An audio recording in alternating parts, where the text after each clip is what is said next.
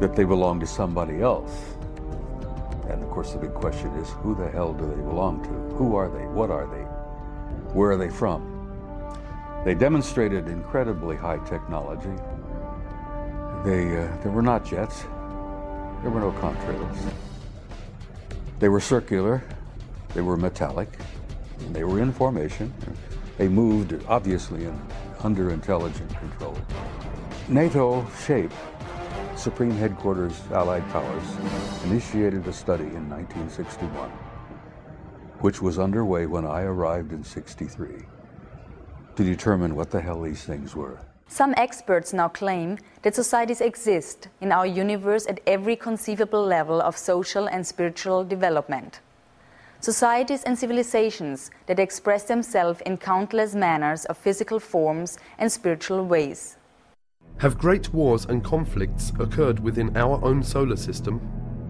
Does our true planetary past include rebellions and disputes that have raged throughout our heavens? In our distant past, have massive spacecrafts rained destruction down from the heavens, ravishing continents and destroying advanced civilizations? Genesis 6:1. When men began to increase in number on the earth, and daughters were born to them, the sons of God saw that the daughters of men were beautiful, and they married any of them they chose. The historical record is plain. This has been a phenomenon that's been around since our recorded history. The Vedas, the Hindu Vedas, which are among the oldest writings in the world, talk about the flying Brahmas and how that they were used to launch weapons and blow up cities and all this stuff. Again, we've got Ezekiel, and it just goes all the way back. So they've been here all along. If their game plan was like an Independence Day type invasion where they're going to blow up everything and eat everybody or whatever, it would have happened long before now. My main question was, is God out there too? If God's on this planet, is he out there too? And those questions were answered by reading the Bible. And that really set me on this journey to understanding the abduction phenomenon. What is the reasoning for this? Who's doing this? And all of those questions that we all ask. We think of aliens and we think of angels as, divine beings that we have no idea of and we don't see, we don't communicate with on a daily basis. But it is not only the Bible and other holy works that are filled with references to UFOs and extraterrestrials. Drawings, paintings, stone carvings, and even coins reflect strange humanoid-like creatures and their flying crafts. Serious researchers now say that the real question is not whether there are abductions occurring, but are there abductions to help or to harm us? And the Greys were authorized to, sort of like a Noah's Ark, to develop a full genetic and DNA bank of all flora and fauna on this planet so as to replant it centuries down the road after the catastrophe. Can you imagine any president, whether it be Bush or Clinton or whatever, standing before the public and saying, yes, I am aware that we have this joint program with some aliens to upgrade our biological computers, to build better bodies to house our souls in future incarnations. They can't talk about things like that. He wouldn't be able to do the job we hired him to do.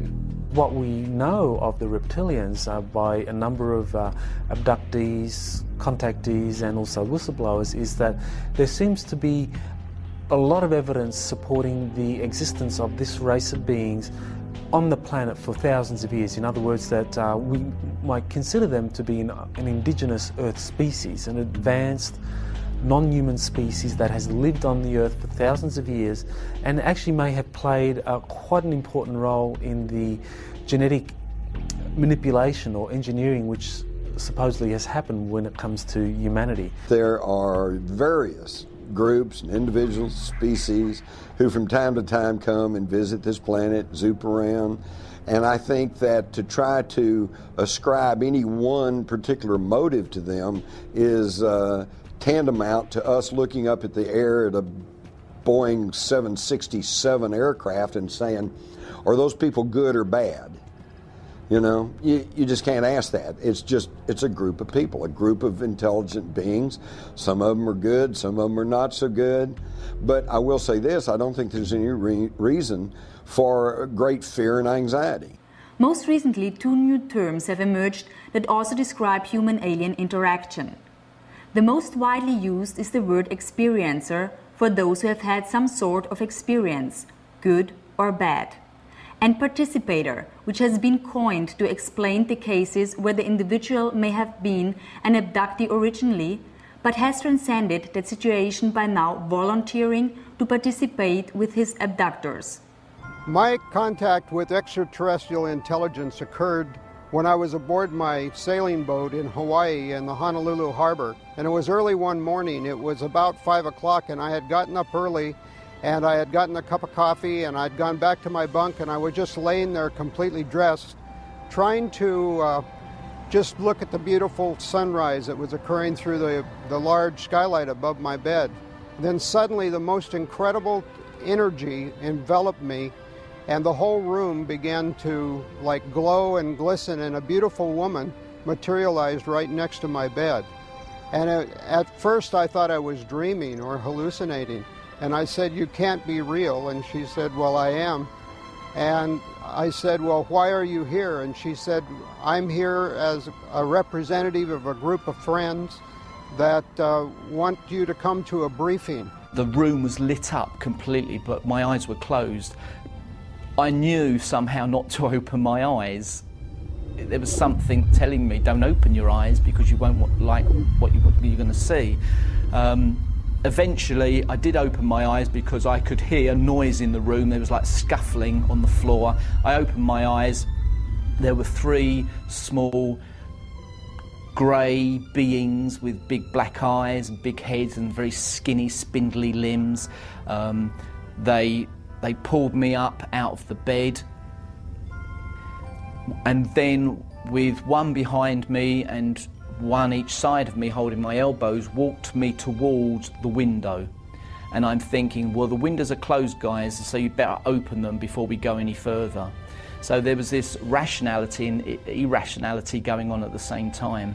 I boarded what could be called a saucer. It was some type of an interdimensional vehicle that took me to the briefing that was occurred on a planet, the local planet here in our system. It was Jupiter. And the whole planet just radiated with the energy. And I spent time there with these incredible people or beings, and I got a glimpse of mankind's destiny or future as it was possible. And as we approached the window, I closed my eyes. And as I did, I felt this stickiness. It was a stickiness and a feeling of something being pulled very slowly across my face. It wasn't painful, it was just very, very weird. I opened my eyes because I felt cold, I felt wind on my face, and I was aware that I was now floating outside of the window, 3 stories up, looking down at the car park with a very bright light above my head. I couldn't really see what was above my head. I was just aware of this very bright light. 1 little grey on each elbow. I was aware of them, and we floated up into the craft. And people have said, "Well, then you were abducted." And I said, "No, I went very willingly." And they've also asked, how can you tell if you were to meet an extraterrestrial? And I would have to say the energy field, because when they're in your presence, they absolutely resonate at a frequency that's so much higher, and it can only be described as, dealing with them could be described as ecstasy.